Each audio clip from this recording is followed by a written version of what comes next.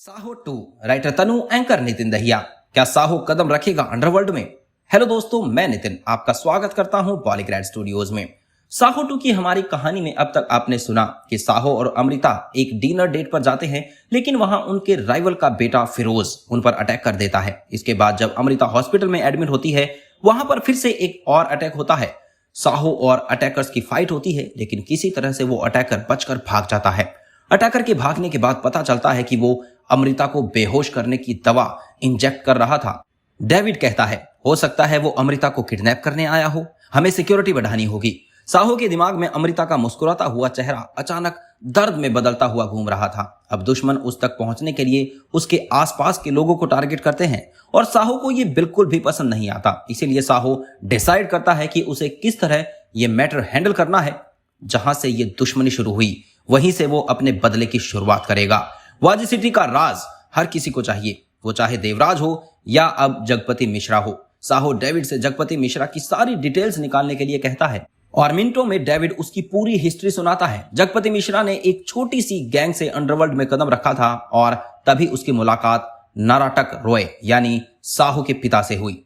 दोनों ने मिलकर खूब काम किया और पूरे अंडरवर्ल्ड पर राज किया, लेकिन फिर नाराटक रॉय को वाजी सिटी पर राज मिला तो उसने रॉय ग्रुप को इलीगल एक्टिविटीज से हटाकर लीगल करने का सोचा। उसके बाद से जगपति में बदलाव आने लगे, दोनों में अनबन होने लगी, क्योंकि जगपति का मानना था कि इलीगल एक्टिविटीज से ही वो इजीली ज्यादा कमाई कर सकते हैं। फिर जगपति ने वाजी सिटी का रूलर बनने का मुद्दा उठाया, लेकिन तब भी उसे लोगों का साथ नहीं मिला।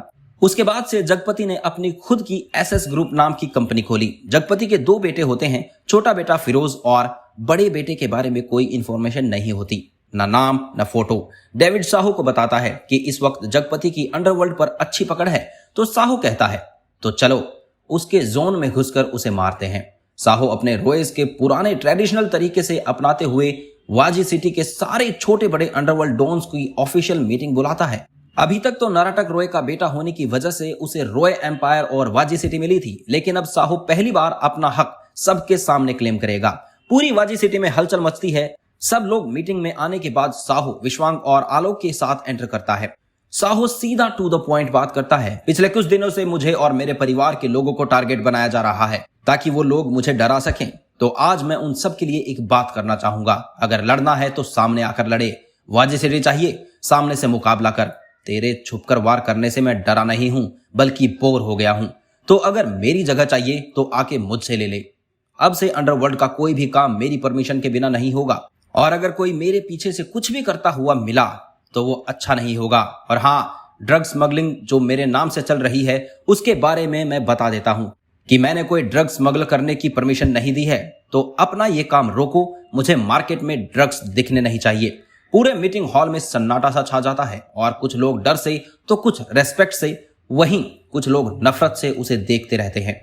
साहो जगपति और फिरोज को चैलेंजिंग लुक देता है और वहां से चला जाता है, पर वो जैसे ही आगे बढ़ता है साहो नोटिस करता है कि आलोक अपनी जगह पर ही खड़ा है। उसकी नजरें झुकी हैं और हाथों की मुट्ठी टाइट बंद है।